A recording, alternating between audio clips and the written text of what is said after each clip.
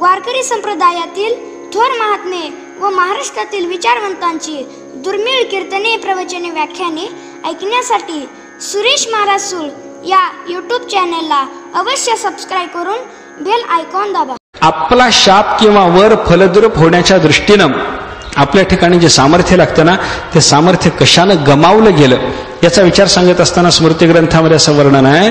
मुखंदग्धम परान्येन हस्तौ दग्धौ प्रतिग्रहात परस्त्रीभिर मनोदग्धम कुतशाप कलयुगे. कलियुगामध्ये मनुष्याचा शाप कुठला फलद्रूप होणार म्हणे. शाप फलद्रूप होणं किंवा वरदानाला फल येणं याच्याकरता म्हणून जी साधना पाहिजे ती राहिली नाही. आपलं मुख जळालं, आपले हात जळाले, आपलं मन जळालं म्हणून शाप फलद्रूप होत नाही. मुख कशानं जळालं वर्णन केले. मुखंदग्धम परान्येन, परान्न सेवन करून करून आपलं मुखदग्ध झालं. परान्न सेवनाची परवानगी शास्त्राने साधकाच्या दृष्टीने दिली नाही. काय भिक्षा म्हणून आणलेलं अन्न परान्न नाही, पण दुसऱ्याच्या घरी जाऊन आपण कायम त्याच जर जेवत राहिलो, एका घरी 3 दिवसापेक्षा जास्त दिवस जर जेवलं तर ते परान्न झालं. तोपर्यंत परान्न होत नाही. भिक्षा म्हणजे परान्न होत नाही. भिक्षा मागून आणून त्या भिक्षेचं भोजन केलं, माधुकरी मागून आणली आणि त्याचं भोजन केलं, ते पवित्र मानले शास्त्राने. पण दुसऱ्याच्या घरी जाऊनच जर कायम आपण भोजन करायचा प्रघात ठेवला, घरी जेवणाची शक्यता आहे, घरी संपन्नता आहे, घरी अन्न तयार करून आपण जेवू शकतो अशी सोय आहे, पण असं सगळं असताना सुद्धा हौस म्हणून, आवड म्हणून केवळ दुसऱ्याचं अन्न सेवन करावं, आपल्या घरचं द्रव्य सांभाळून ठेवावं अशा वृत्तीनं जर मनुष्य दुसऱ्याकडे जेवायला लागला तर ते परान्न. परान्नाच्या योगानं आपलं मुख दग्ध झालं. हस्तौ दग्धौ, पुढे सांगितलं आपले हात जळाले. कशानं? प्रतिग्रहात. दुसऱ्याचं द्रव्य घेऊन घेऊन आपले हात जळाले. प्रतिग्रहानं हात जळाले. प्रतिग्रह म्हणजे ब्राह्मणाने प्रतिग्रह करायचा नाही का? करायचा, पण प्रतिग्रह जसा करायला सांगितलाय त्या प्रतिग्रहाच्या जोडीला दानही सांगितलंय. प्रतिग्रह जसा करायचा, स्वीकारायचं तसं द्यायचंही असतं. देणं ठाऊकच राहिलं नाही, घेणंच जर ठाऊक असेल तर मग त्याचे हात त्या प्रतिग्रहाच्या योगानं जळाले असं म्हणावं लागतं. आणि परस्त्रीभिर मनोदग्धम, आपलं अंतःकरणही जळालेलं आहे. कशानं अंतःकरण जळालं? परस्त्री चिंतन करून, निषिद्ध विषयाचं चिंतन करून. परस्त्री म्हणजे केवळ एक परस्त्रीच नाही, निषिद्ध विषयाचं चिंतन करून करून आपलं मन जळालं. मग निषिद्ध विषयाचं चिंतन मनाला, प्रतिग्रहाचीच सवय हाताला आणि परान्न भोजनाची सवय जर मुखाला असेल तर आपला शाप कुठला प्रभावी ठरणार? जुन्या तपस्वी महात्म्यांचा विचार जर केला तर यांनी परान्न घेतलं नाही, प्रतिग्रह घेतला नाही आणि निषिद्ध विषयाचं अंतःकरणाने चिंतन केलं नाही, म्हणून यांचा शापही फलद्रूप होत होता आणि वरदानही फलद्रूप होत होतं. भगवान श्री शुकाचार्य राजा परीक्षितेला उद्देशून 9व स्कंदाचा कथाभाग सांगतात आणि या 9व स्कंदाच्या कथाभागामध्ये भगवंताच्या महापुराणाच्या लक्षणापैकी ईशानुकथा हा या लक्षणाचा विचार आलेला आहे. या संबंधातला आपण थोडासा विचार केला. या ईशानुकथा पाहायच्या कशा करता? ईशानुकथामध्ये केवळ ईश्वराची कथा आहे असं नाही. हरे हे च अस्य अनुवर्तिनाम, दोघांच्याही कथा या ईशानुकथेमध्ये येत असतात. हरीचीही कथा या ईशानुकथेमध्ये येत असते आणि अनुवर्तींचीही कथा येत असते. अनुवर्ती म्हणजे त्या भगवंताचं अनुवर्तन करणारे असे जे भक्त महात्मे, त्यांचीही कथा इथे येते. विशेषतः या 9व स्कंधाचा विचार जर केला तर हरीच्या कथेपेक्षा अनुवर्तींच्याच कथा इथे विशेष आलेल्या आहेत. आणि या अनुवर्तींच्या कथा सांगत असताना सुद्धा, भक्तजनाच्या कथा सांगत असताना सुद्धा ईशानुकथेचं चिंतन करताना केलेलं जे भक्तकथेचं चिंतन आहे, या कथा विस्तारामध्ये कुठेही आपल्याला सोम आणि सूर्य या 2 वंशाच्या शिवाय दुसरी कोणतीही कथा सांगितलेली आपल्याला पाहायला सापडत नाही. सूर्यवंशी आणि सोमवंशी राजांच्या कथा आणि त्यातल्या त्यात भगवत भक्तांच्या कथा या ठिकाणी ज्या सांगितलेल्या आहेत, त्याचं कारण काय? सोम आणि सूर्याचंच ग्रहण कशा करता, त्याच वंशाचं ग्रहण कशा करता, या संबंधातला थोडासा विचार आपण केला. सूर्य आणि चंद्र हे बुद्धी आणि मनाचे अधिष्ठाते आहेत. अंतःकरणगत असलेल्या सगळ्याच्या सगळ्या सूक्ष्म वासनाचा निराश करून मग दशमस्कंधातल्या भगवंताच्या कथेचा आपल्याला अधिकारी बनवायचा आहे. देवाच्या कथेचा अधिकार सिद्ध व्हावा याच्याकरता सगळ्या वासनाचा निराश झाला पाहिजे. वासनाचाच निराश अपेक्षित आहे असं नाही, तर वासना लेशाचाही निराश झाला पाहिजे. प्राणगत वासना, इंद्रियगत वासना, शरीरगत वासना या सगळ्या वासना निरस्त झाल्या पाहिजेत. शरीरगत वासनाचा निराश होण्याकरता साधं स्थूल कर्म उपयोगी पडेल. प्राणगत वासनाच्या निराशाच्या करता म्हणून मग आपल्याला एखादी तपस्या वगैरे करावी लागेल आणि इंद्रियगत वासनांच्या निरासाच्या करता म्हणून शास्त्रकारांनी सांगितलं की योगाभ्यास करावा लागेल. पण या सगळ्या वासनांच्या निरासासाठी ईशानू कथाचा विशेष उपयोग आहे हे आपल्याला चिंतन या संदर्भात पाहण्यासारखं आहे. आणि असं सप्तम स्कंदामध्ये वासनाचं चरित्र सांगितल्याच्या नंतर त्या वासनाच्या निरासासाठी करता येणारे 2-4 उपाय अष्टम स्कंदामध्ये भगवंतांनी शुकाचार्यांनी सांगितले. आणि अष्टम स्कंदामध्ये तसा वासना निरासाच्यासाठी करता येणारा सद्धर्म मन्वंतर कथेच्या रूपानं सांगून त्याच्या पुढच्या या 9व्या स्कंधामध्ये ईशानुकथा नावाचा सद्धर्म विशेष रीतीनं सांगितलेला आहे. वासनेच्या निरासाचा विचार करत असताना वासनेच्या निरासासाठी आपल्याला ज्याप्रमाणे मन्वंतरातल्या सद्धर्माचा जसा उपयोग आहे त्याप्रमाणे थोडासा विचार जर आपण करायला लागलो तर त्याच्यापेक्षाही अधिक उपयोग आपल्याला ईशानुकथाचा आहे. ईश्वराच्या कथा ऐकण्याने त्या वासनाच्या सूक्ष्म रूपाचा सुद्धा नाश होणे शक्य आहे. आणि या मनोगत बुद्धिगत वासनाच्या निरासासाठी उपयुक्त अशा पद्धतीचा कथाभाग म्हणजे या 9व्या स्कंधातला. इथं सूर्य आणि चंद्र हे ज्या वंशाचे अधिष्ठाते आहेत किंवा मूळ पुरुष आहेत त्यांच्याच कथा सांगितलेल्या आपल्याला पाहायला सापडतात. कारण मन आणि बुद्धीचे हे अधिष्ठाते. मनोगत वासना काढायच्या असतील, बुद्धिगत वासना जर काढायच्या असतील तर त्याच्याकरता सूर्यचंद्राची उपासना पाहिजे. आणि ही सूर्यचंद्राची उपासना म्हणजे तद्वंशीय अशा पद्धतीच्या भक्त महात्म्यांच्या कथा सांगणं ही सुद्धा एक प्रकारची उपासना असू शकते. चंद्राची उपासना, सूर्याची उपासना वेगवेगळ्या पद्धतीनं आहे. अंतःकरणामध्ये त्या देवताचं अधिष्ठान स्थापित आहे आणि त्या स्थापित अधिष्ठानाची पुन्हा विशेष परिचिती धारण करून त्यांची उपासना करणं हा एक प्रकार आहे. बाह्य असलेल्या नभोमंडळामध्ये असलेले हे सूर्यचंद्र त्यांची उपासना करणं हा दुसरा प्रकार आहे. आणि तद्वंशीय अशा पद्धतीच्या भक्तजनांच्या कथाचं चिंतन करणं हा त्यांच्या उपासनाचा तिसरा प्रकार आहे. संध्योपासन केलं, सूर्यनारायणाला अर्घ्य प्रदान केलं तर त्याच्यातून सूर्याची उपासना होणार नाही अशी स्थिती नाही. पण ही उपासना बाह्य उपासना झाली. पण आंतर उपासनेचा विचार करत असताना सूर्य ध्यान, चंद्र ध्यान आणि या सूर्यचंद्र ध्यानाच्या पेक्षा सुद्धा तद्वंशीय भक्तजनांच्या कथाचं चिंतन हे आपल्याला विशेष उपयोगी पडणार आहे असा विचार आपल्याला या संदर्भात करता आला. आणि मग अशा पद्धतीनं सूर्यचंद्र वंशातल्या भक्ताच्या कथा सांगायला सुरुवात झाली. त्याच्यामध्ये सूर्यवंश जो आहे त्या सूर्यवंशात झालेल्या राजांच्या कथा, त्याच्यात रामकथेपर्यंतचा कथा विस्तार तो सगळा आपण पाहिला. आणि मग शेवटी निमीचा वंश पाहिला. निमीच्या वंशामध्ये जन्माला आलेले सूर्यवंशातलेच हे राजे, पण ते सगळेच्या सगळे ब्रह्मज्ञानी निघाले. 55 जणांची यादी आपण काल पाहिली. 55 जण आहेत, 55 वंश आहेत, 55 पिढ्या आहेत. पण त्या 55 पिढ्यांच्या मध्ये प्रत्येकाच्या बाबतीत आपण थोडासा विचार केला तर हे सगळेच्या सगळे दिसायला गृहस्थाश्रमी आहेत, पण असायला आत्मविद्या विशारद आहेत. कोणत्याही प्रकारचा गुणसंग त्यांच्या ठिकाणी नाही. द्वंद्वमुक्त आहेत. भगवंताचा कृपाप्रसाद त्यांच्या ठिकाणी आहे. अशी या 55 जणांची अवस्था आहे असं त्यांचं चरित्र सांगून सूर्यवंशाचा कथा विस्तार संपून मग आता शुकाचार्य या ठिकाणी आपल्याला चंद्रवंशाचा विस्तार सांगायला लागतात. चंद्रवंशाचं चरित्र सांगत असताना हा चंद्रवंश कसा आहे याबद्दल शुकाचार्यांनी एक महत्वाचा शब्द वापरला. वंश सोमस्य पावनः. सोमाचा हा वंश अत्यंत पावन आहे म्हणे. पवित्र असल्याशिवाय शुकाचार्याच्या मुखामध्ये त्या वंशाचं चरित्र येणारच नाही. शुकाचार्यासारखा महात्मा ज्या शब्दाचा उच्चार करतो तो शब्द पवित्रच असला पाहिजे. ज्याची कथा सांगतो तो महात्मा पवित्रच असला पाहिजे.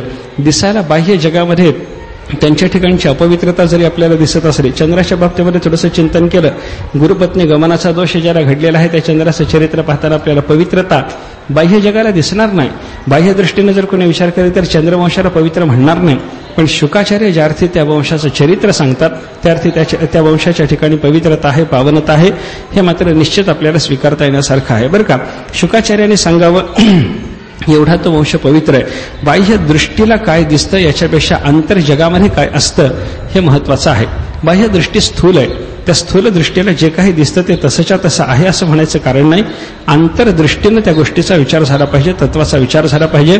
आधिभौतिक दृष्टीनंच सगळ्या तत्वांची संगती लागते, सगळ्या कथांची संदर्भाची संगती लागते असं नाही. तर त्याच्याकरता अधिदैविक आणि आध्यात्मिक दृष्टी सुद्धा असावी लागते. आध्यात्मिक दृष्टीने या कथा संदर्भाचा विचार जेव्हा करायला लागतो तेव्हा आपण याच्यामध्ये पवित्रता पाहू शकतो. अधिदैविक दृष्टीने जेव्हा या कथा संदर्भाचा विचार आपल्या डोळ्यासमोर घेता येतो तेव्हा मग या कथांच्या ठिकाणी असलेलं पावनत्व आपल्याला लक्षात घेता येतं बरं का.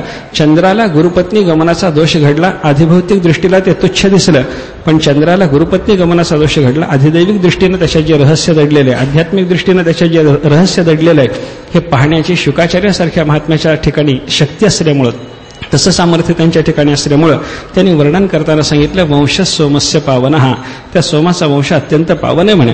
वस्तुतः गुरुपत्नी गमनातून निर्माण झालेला बुध, त्या बुधाच्या पासून पुढे निर्माण झालेली सगळीच्या सगळी संतती, याच्यामध्ये पावनता भौतिक दृष्टीला दिसत नाही, पण शुकाचार्य सांगतात तेवढंच खरं आहे. वंश सोमस्य पावन हा, सोमाचा हा वंश अत्यंत पवित्र आहे म्हणे.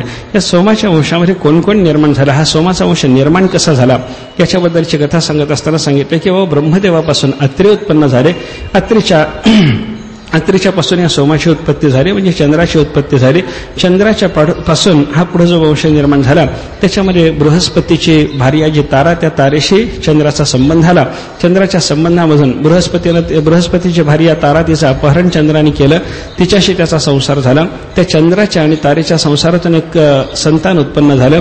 ते निर्माण झालेलं संतान पाहिल्याच्या नंतर मग बृहस्पतीला सुद्धा त्या पोराच्या बद्दल ममत्व निर्माण झालं आणि चंद्रालाही ममत्व होतच. चंद्र आणि बृहस्पती या दोघांच्याही अंतःकरणावर हे पोरग माझं आहे आणि मला असावं अशा पद्धतीचा मोह निर्माण झाल्याच्या नंतर त्यांच्यामध्ये थोडासा वाद झाला.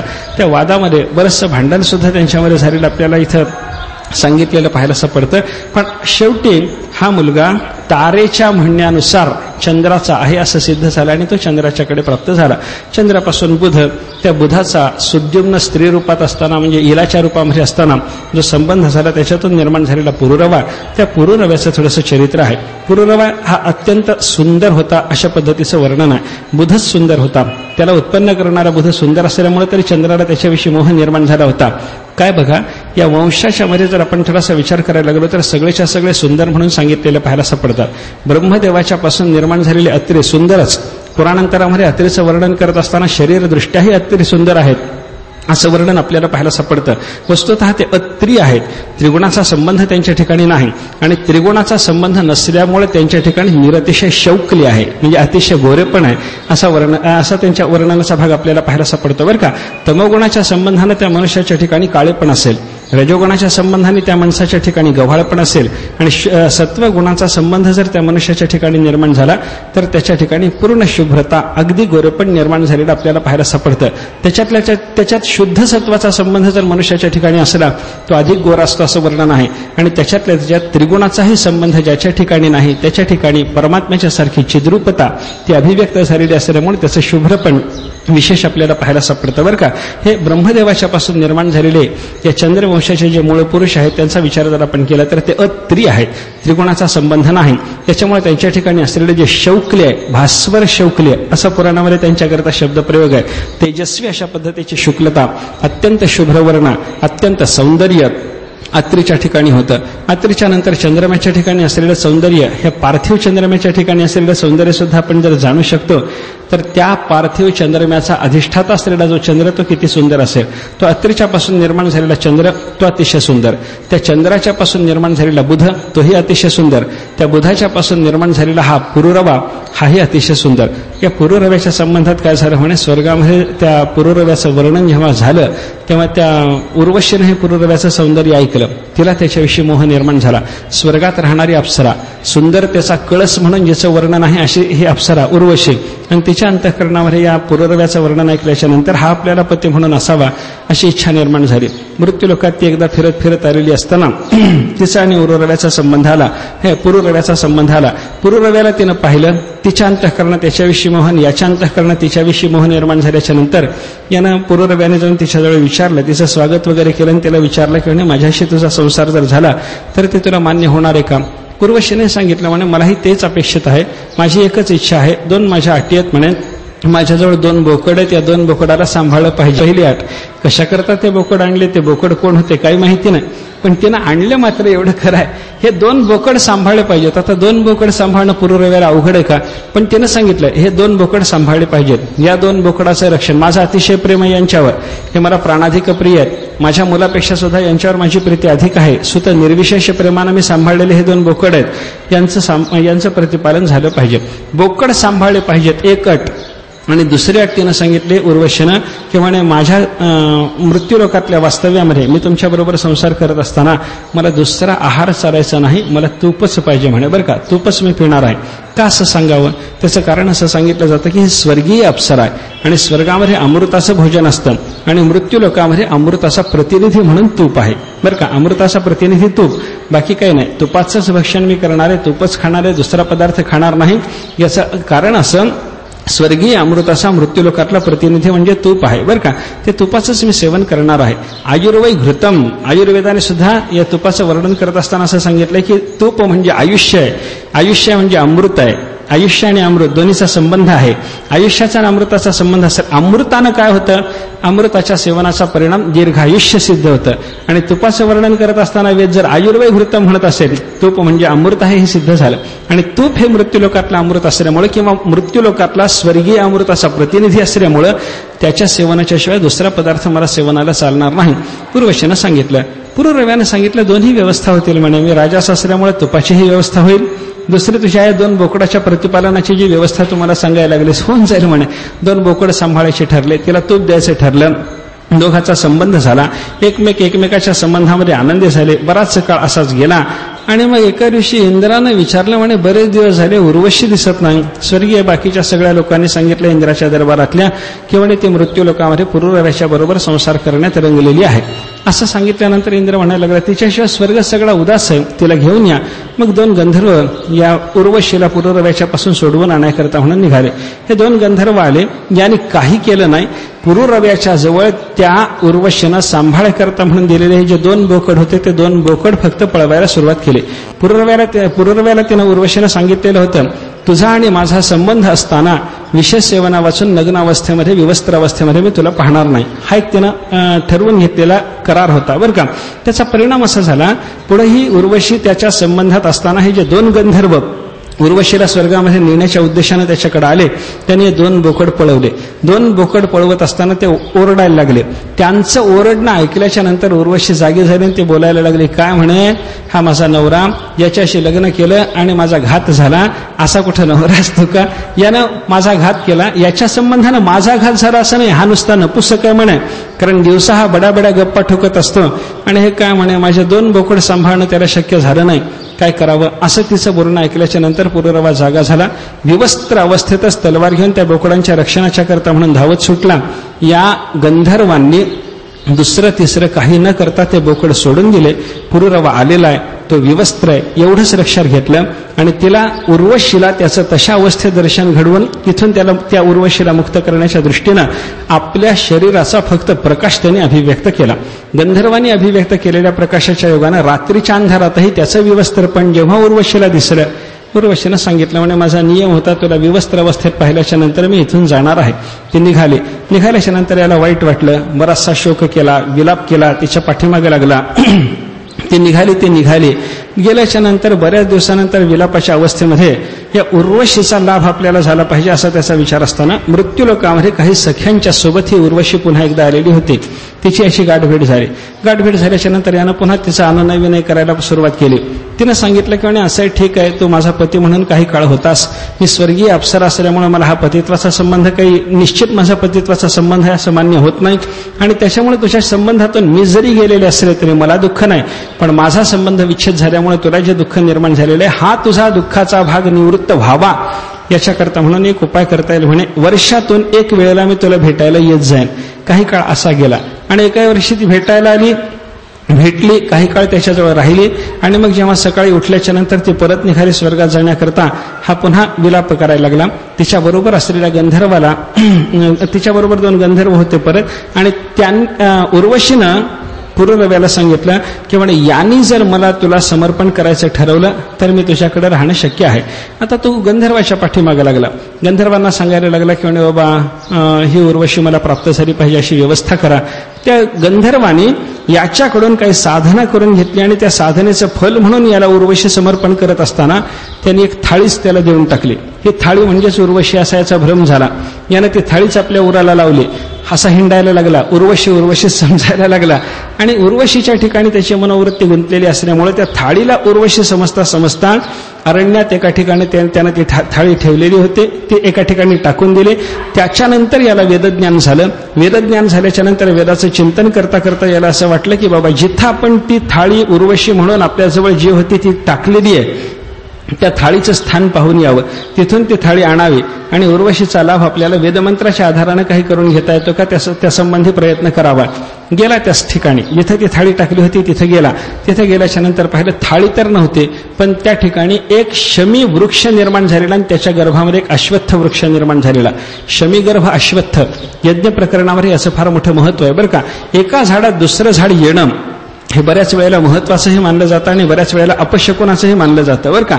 एखाद्या सुफलाच्या वृक्षाच्या ठिकाणी एखादं कुफल देणारा अशा पद्धतीचा वृक्ष निर्माण झालेला असला, उदाहरणानं सांगतो म्हणजे आपल्याला कळेल. आंब्याचं झाड आहे आणि त्या आंब्याच्या झाडावर समजा एखादं शिंदीचं झाड उठलेलं असलं त्याचा अपशकुन मानला जातो.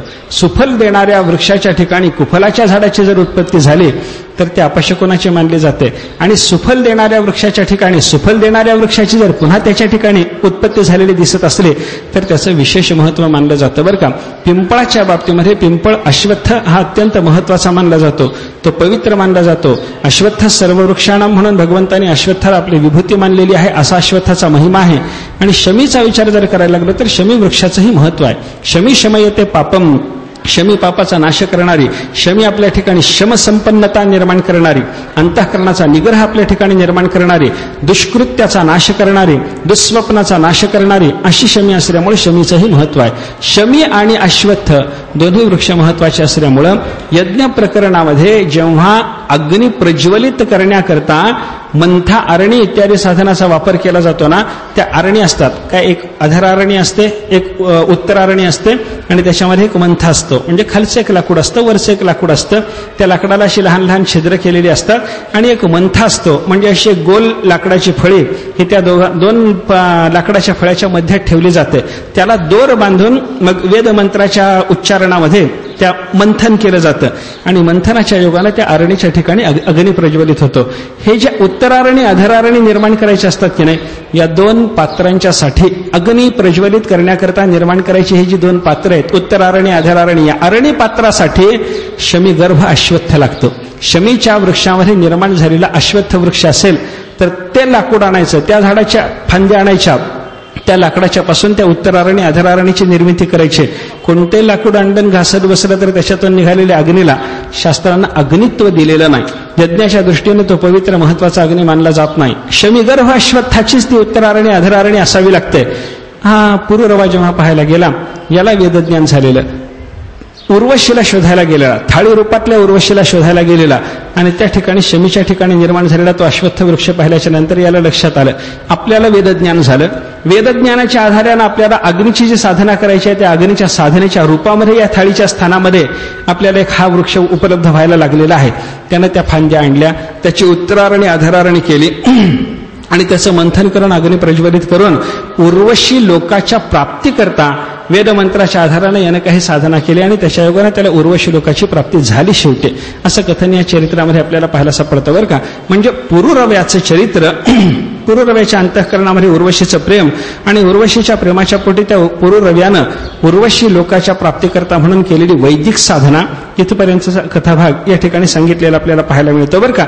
आता ही वैदिक साधना करून तो उर्वशी लोकाला गेला, याचा अर्थ आपल्याला प्राप्त करून घ्यायच्या विषयाच्या बाबतीत सुद्धा मनुष्यानं शास्त्रशुद्ध अशा पद्धतीची साधना केली पाहिजे, एवढं या चरित्रातून आपल्याला पाहायला सापडतं. म्हणजे पवित्र वंशैकीने बोला, त्यानं साधना केली, त्याला अपेक्षित असलेल्या विषयाच्या प्राप्तीकरता साधना केली. हा जरी भाग गौण असला तरी प्राप्त करून घ्यायच्या विषयाकरता करायची साधना सुद्धा त्याची तुच्छ नाही. तुच्छ पद्धतीनं त्यानं तो विषय प्राप्त करून घेतला नाही. उर्वशी लोकाला जाण्याकरता वैदिक साधना वैदिक पद्धतीनं शास्त्रशुद्ध पद्धतीनं त्याच्याकडून घडली. हा एक भाग या ठिकाणी महत्वाचा आपल्याला लक्षात घेण्यासारखा आहे. त्याच्या पुढे थोडंसं परशुरामाच्या संबंधातलं चरित्र आपल्याला पाहायला सापडतं. जमदग्नी ऋषीच्या पोटी जन्माला आलेले हे परशुराम. परशुरामाच्या बाबतीमध्ये आपण बरंचसं ऐकून आहोत. परशुराम हा भगवंताचा आवेश अवतार मानला जातो. आवेश अवतार म्हणजे एका शरीराच्या ठिकाणी काही कार्य करण्याकरता परमात्म्याने प्रवेश करणे आणि तो कार्यभाग साधून झाल्याच्या नंतर त्या शरीरातून भगवंताने आपला अंश काढून घेणे. तो शरीरभाग तसाच राहतो. त्या शरीरामध्ये एक सुरुवातीचा काळ असा असतो की त्या शरीराच्या ठिकाणी दैवी अंश नसतो. मध्यंतरीच्या काळामध्ये त्या शरीराच्या ठिकाणी देवाने आपलं तेज स्थापित केलेलं असतं आणि देवाला साधायचा जो कार्यभाग आहे, त्या शरीराच्या माध्यमातून साधायचा जो कार्यभाग आहे, तो कार्यभाग साधून घेतल्याच्या नंतर परमात्मा त्या शरीरातून आपला अंश काढून घेतो. नंतरही तो देह जिवंत असतो. देवाचा अंश असण्याच्या योगानं काही काळ आपल्या शरीरात तो अंश असल्यामुळं त्याच्या ठिकाणी काही सामर्थ्य निर्माण झालेलं असतं, शुद्धता निर्माण झालेली असते आणि त्या शुद्धतेच्या योगानं त्याला पुढे स्वतःचं कल्याण साधण्याकरता साधना व्यवस्थित करता येते. परशुरामाचं असं आहे.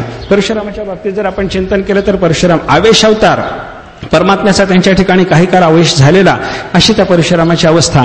जमदग्नीच्या पोटी जन्माला आलेले हे परशुराम. काय झालं, सहस्रार्जुन राजा एका वेळेला आपल्या सैन्यासहित अरण्यामध्ये संचार करता करता या जमदग्नीच्या आश्रमात आला. आता आश्रमात ऋषीच्या आल्याच्या नंतर तिथं त्याचा मुक्काम पडला असताना जमदग्नीनं स्वागत वगैरे केलं. आपल्याकडे आलेला अतिथी आहे, अतिथीचं स्वागत केलं पाहिजे. कोण आहे कसं आहे विचारायचं काही कारण नाही. अतिथी देवो भव, त्याचं स्वागत केलं, त्याला ठेवून घेतलं, ससैन्य ठेवून घेतलं. आता सैन्यासहित तो सहस्रार्जुन त्या ठिकाणी राहिल्याच्या नंतर त्याचं स्वागत करण्याकरता, राजोचित स्वागत करण्याकरता जे काही लागेल ते सगळे पदार्थ जमदग्नींनी प्राप्त करून घेतले आणि जमदग्नींनी त्याचं राजोचित स्वागत केलं. त्याचं स्वागत झाल्याच्या नंतर त्यानं थोडासा विचार केला. काय म्हणे, मी इथं आलो, आश्रमात आलो, एका ऋषीच्या आश्रमात आलो, ब्रह्मर्षीच्या आश्रमात आलो आणि या ठिकाणी आल्याच्या नंतर माझं जे स्वागत झालं ते राजासारखं स्वागत झालं. यांच्या आश्रमात तर काहीच दिसत नाही, तर राहायला तर हे तर झोपडीत राहतात आणि यांच्याकडून माझं जे स्वागत झालेलं आहे या स्वागताचा विचार करायला लागलो तर राजाचेच स्वागत कसं झालं हे विचार केल्याच्या नंतर त्यांना लक्षात आलं यांच्या आश्रमामध्ये कामधेनू आहे. जाताना भेट झाली. परत निघताना सहस्रार्जुनाची आणि जमदग्नीची भेट झाली. त्याने विचारलं, म्हणे महाराज हे सगळे पदार्थ आणले कुठून? त्याने सांगितलं माझ्याकडे कामधेनू आहे. मग कामधेनू तुम्हाला काय करायची? म्हणे मी राजा आहे, मला द्या. इच्छित पदार्थाचा लाभ मला जास्त पाहिजे. तुम्हाला इच्छित पदार्थ फार प्रमाणामध्ये लागत नाहीत. तुम्हाला इथं आश्रमामध्ये एकांतात साधना करायची, तुम्हाला फार काही गरज नाही, मला कामधेनू देऊन टाका. जमदग्नींनी सांगितलं, म्हणे बाबा असं नाही, मला माझ्या अग्निहोत्राकरता म्हणून भगवंताच्याकडून प्राप्त झालेली ही कामधेनू ही काही देता येणार नाही, तिच्या इच्छेपासून तिला नेता येणार नाही असं सांगितलं तरी त्याने जबरदस्तीनं ती कामधेनू नेण्याचा प्रयत्न केला. कामधेनू गेली. त्याच्यानंतर सहस्रार्जुनाने कामधेनू नेली हे परशुरामाला जेव्हा कळालं तेव्हा परशुरामाने त्या सहस्रार्जुनापासून ती कामधेनू परत आणायचा निश्चय केला. तो तिकडे गेला. त्या परशुरामाने तसा विचार केल्याच्या नंतर परशुरामाने सहस्रार्जुनापासून कामधेनू आणताना सहस्रार्जुनाच्या मुलांनी याचा प्रतिकार करायचा प्रयत्न केला. तो त्यांनी थांबवला. सहस्रार्जुनाच्या सहस्र बाहूचा छेद केला आणि तिथून त्यांनी कामधेनू परत आणली. बरं का, अशी कथा आपल्याला पाहायला सापडते. सहस्रार्जुनाचा नाश करून जेव्हा हा परत आल्याच्या नंतर जमदग्नीला त्याने सांगितलं की महाराज असं असं झालं. काय? सहस्रार्जुनाचा मी नाश करून आलो. याने सांगितलं. जमदग्नी म्हणायला लागले की बाबा हे अयोग्य झालं म्हणे, आपण ब्राह्मण आहोत. वयम ही ब्राह्मण असतात क्षमया अर्हणतांगता. आपण ब्राह्मण आहोत आणि ब्राह्मणाचा मुख्य धर्म क्षमा आहे आणि क्षमा हा ब्राह्मणाचा मुख्य धर्म असल्यामुळे आपल्याला जी अर्हणता, योग्यता, पूज्यता, श्रेष्ठता सिद्ध होते ती क्षमेच्या योगाने सिद्ध होत असते. आपण क्षमा जर नाही केली तर आपल्याला मोठं कोणी म्हणणार नाही, बाबा आपण मोठे ठरणार नाही. क्षमा चांगली आहे, क्षमा महत्वाची आहे. क्षमेच्या योगानंच ब्रह्मदेवाला परवेष्ठीपद प्राप्त झालं. क्षमेच्या योगानंच लक्ष्मी शोभते. क्षमा महत्वाची आहे. क्षमागुण ब्राह्मणाने आपल्या ठिकाणी सिद्ध करून घेतला पाहिजे. हे तो त्या सहस्रार्जुनाला जे मारण्याचं काम केलं ते अयोग्य केलं, हे जमदग्नीचं बोलणं आहे. बरं का, त्याच्या पुढच्या काळामध्ये जमदग्नीचा काही कारणाने त्यांच्या भार्येच्या विषयीच रोष निर्माण झाला. त्यांच्या अंतःकरणामध्ये थोडासा असा विचार आला की बाबा हिच्याकडून व्यभिचार घडला. काही झालं नव्हतं. अग्नी कार्य यांचं चालू, यांच्या अग्निहोत्राधिकाच्या सेवेमध्ये काहीतरी उपलब्धी असावी. काही अग्निहोत्राधिकाची यांची सेवा चालू असताना संध्याकाळच्या वेळेला ही रेणुका पाणी आणायकरता म्हणून गंगेवर गेली आणि गंगेवरती गेलेली असताना त्या ठिकाणी एक चित्ररथ नावाचा गंधर्व आलेला. त्या गंधर्व राजाच्याकडे पाहण्यामध्ये ही थोडा वेळ तिथं गुंतली. यांना असं वाटलं, जमदग्नीला असं वाटलं की माझ्या भार्येच्याकडून व्यभिचार घडला, मानसिक व्यभिचार. तिचं मन तिथं गेलं, एवढं सुद्धा यांना सहन झालं नाही. आणि घरी आल्याच्या नंतर त्याने तिला तसं विचारलं, म्हणे तू तिथं गेली होतीस, चित्ररथाला पाहिलं, तिथं तुझं मन गुंतलं, हे अयोग्य झालं, असं होऊ नये. आणि असं होऊ नये म्हणता म्हणता त्याने आपल्या मुलाला परशुरामाला सांगितलं की म्हणे हिचा नाश करून टाका. इतर मुलांना त्याने अगोदर सुरुवातीला सांगितलं ही रेणुका नष्ट झाली पाहिजे. इतर मुलांनी सांगितलं म्हणे माता आहे माता पिता पूज्य असतात, माता पित्यांच्या ठिकाणी भगवत बुद्धी धारण करायला शास्त्राने सांगितलेलं आहे, असं चालत नाही म्हणे. इतर मुलांनी तसं सांगितल्यावर शेवटी परशुरामाला समोर आल्याच्या नंतर जमदग्नीने सांगितलं की हिचा नाश कर. तिचा नाश परशुरामाने विचार केला नाही. आपल्या पित्याच्या ठिकाणी असलेलं विलक्षण सामर्थ्य त्यांना माहिती असल्यामुळे त्यानं कोणत्याही प्रकारचा विचार न करता पहिल्यांदा रेणुकेचा नाश केला. इतर भावांचाही नाश करायला सांगितल्याच्या नंतर त्या इतर भावांचाही नाश केला. प्रसन्न झालेले जमदग्नी बोलायला लागले, माझ्या मनानुसार तू काम केलेलं आहे. माझ्या मनात होतं की रेणुकेचा आणि तुझ्या भावांचा नाश व्हावा, तो तुला करायला सांगितल्याबरोबर तू केला. आता तुला काही मागायचं असेल तर माग म्हणे, तुझी काही इच्छा. परशुरामाला तेच पाहिजे होतं. परशुराम बाप प्रसन्न होऊन माग कधी म्हणतो याचीच वाट पाहत होते. परशुरामाने सांगितलं, एक काम करा म्हणे. काय? माझी माता, माझे बंधू हे सगळे पूर्ववत जिवंत झाले पाहिजेत, हे द्या. आणि ते जिवंत झाल्याच्या नंतर त्यांचा नाश मी केला होता, एक प्रसंग असा उपस्थित झाला होता, याचे त्यांना स्मरणही राहू नये, अशी अवस्था करा म्हणे. परशुरामाच्या म्हणण्यानुसार जमदग्नीने तशा पद्धतीची व्यवस्था केली. असा त्यांचा संसार चालू असताना कामधेनूच्या संबंधानं आपल्या पित्याचा नाश जमदग्नीच्या सांगण्यावरून परशुरामाने केला, असं वाटल्यावरून सहस्रार्जुनाच्या पुत्रांनी जमदग्नीच्या आश्रमात येऊन जमदग्नीचा नाश केला. जमदग्नी ऋषीला मारून ते निघून गेल्याच्या नंतर तिथे रेणुका रडत होते. 21 वेळेला त्या जमदग्नीच्या नाशानं व्याकुळ झालेल्या रेणुकेनं आपली छाती पिटली आणि हे सगळं परशुरामाने पाहिलं. परशुराम त्यावेळेला आश्रमात नव्हते, पण रेणुकेनं आल्यानंतर हे सगळं वृत्त त्यांना सांगितलं. हे वृत्त ज्ञात झाल्याच्या नंतर परशुरामाने ठरवलं की म्हणे बाबा असं आहे, उन्मत्त झालेल्या क्षत्रियांनी तेजस्वी प्रतापी अशा या माझ्या पित्याचा नाश केला, तेव्हा 21 वेळेला मी निक्षत्रिय पृथ्वी करणार आहे, असा त्यांनी संकल्प केला. उन्मत्त असलेले जे राजे होते त्यांना त्यांनी 21 वेळेला संपूर्ण पृथ्वीवरून नष्ट करणं हे ठरवलं आणि तशा पद्धतीचं कार्य त्यांनी केलं. हे परशुरामाचं चरित्र आहे. आवेश अवतार, त्या आवेश अवताराचं चिंतन झाल्याच्या नंतर क्षत्रियामधला एक श्रेष्ठ जो ब्रह्मर्षी पदाला प्राप्त झाला होता, त्या ब्रह्मर्षी पदाला प्राप्त झालेल्या विश्वामित्राच्या संबंधानं काही थोडासा चरित्रभाग या ठिकाणी आपल्याला पाहायला सापडतो. विश्वामित्राचं फार मोठं तप होतं. 60,000 वर्षापर्यंत या विश्वामित्राने तपस्या केली होती. विश्वामित्राच्या संबंधामध्ये बऱ्याचशा कथा आपल्याला पाहायला सापडतात बरं का. त्यांनी इथं चरित्रामध्ये फक्त विश्वामित्राचं पुढच्या वंशाचं चिंतन थोडंसं आहे. विश्वामित्रांनी एका प्रसंगातून क्षत्रियत्व आपल्या ठिकाणी असताना ब्राह्मणाचं काय सामर्थ्य, ब्रह्मतेजाचं काय बल हे जाणलं आणि ते म्हणायला लागले की बाबा धिग्बलम क्षत्रिय बलम ब्रह्मतेजो बलम बलम, ब्राह्मणाचं तेज हेच महत्वाचं बळ आहे असं त्यांना लक्षात आल्याच्या नंतर ते ब्रह्मतेज प्राप्त करून घेण्याकरता म्हणून विश्वामित्रांनी साधना केली.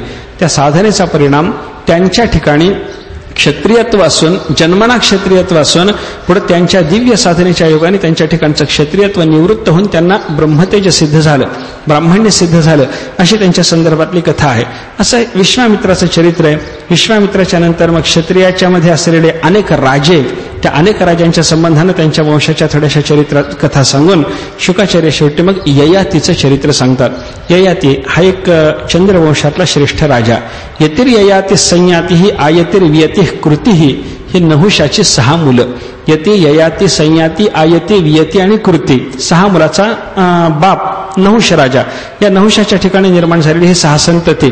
त्याच्यामध्ये ययाती राजाचं चरित्र आहे. ययातीचं चरित्र सांगितलं कशा करता, विषयाच्या ठिकाणी मनुष्य कितीही दीर्घकाल प्रवृत्त असला तरी त्याची वासना पूर्ण होण्याची शक्यता नाही. विषयाचा त्याग करावा तेव्हाच मनुष्याला सुखसिद्ध होतं. अशा पद्धतीचा आपल्याला बोध व्हावा आणि आपलं अंतःकरण विषयापासून उपराम होऊन परमात्मा चिंतनाकडे प्रवृत्त व्हावं, याच्याकरता म्हणून ययातीच्या चरित्रकथेचा आपल्याला उपयोग आहे बरं का. ययातीच्या चरित्रकथेमध्ये असं आहे, ययाती राजा एका ऋषाच्या अरण्यामध्ये गेलेला असताना एक तिकडं असं झालं होतं, वृषपर्व्याची मुलगी शर्मिष्ठा आणि शुक्राचार्य त्यांचे गुरु, दैत्यांचे गुरु, त्या दैत्यगुरु शुक्राचार्याची मुलगी, शुक्रगुरु दैत्याचार्याची मुलगी देवयानी, हे सगळेजण एकदा अशी बाहेर जलक्रीडा करण्याकरता गेलेले असताना एकदम भगवान शंकराची स्वारी तिथून जाताना त्यांनी पाहिली आणि मग त्यांची गडबड झाली. अंगावर वस्त्र घेण्याच्या दृष्टीने त्या सगळ्या मुली वगैरे उठल्या. त्याच्यात शर्मिष्ठेनं देवयानीचं वस्त्र अंगावर घेतलं.